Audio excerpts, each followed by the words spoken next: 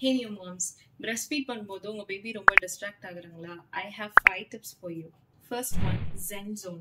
நீங்களும் உங்க பேபியும் ரொம்ப கம்ஃபர்டபுளா கோசியா ஃபீல் பண்ற மாதிரி ஒரு ஸ்பாட் வச்சுக்கோங்க. அங்கேயே எப்பயுமே நீங்க ஃபீல் பண்ணுங்க. இந்த பிளேஸ்ல மெயினா எந்த ஒரு எக்ஸ்டர்னல் டிஸ்டர்பன்சஸ் ஏதோ ஒரு சவுண்ட் அந்த மாதிரி எதுவும் கேட்காத மாதிரி பாத்துக்கோங்க.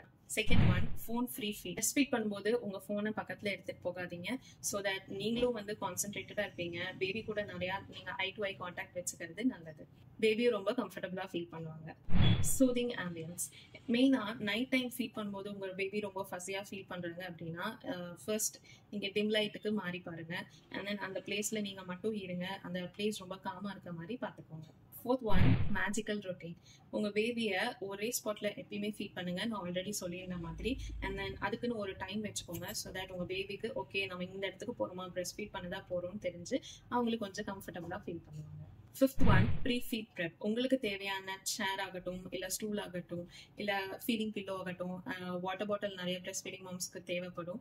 ஸோ இது எல்லாமே உங்ககிட்ட இருக்க மாதிரி ஃபீல் பண்ணிக்கோங்க. இது எதுவும் ஒன்று இல்லாட்டியும் நீங்க ஃபஸியாக ஆரம்பிச்சிடுவீங்க, which in turn will reflect on babies.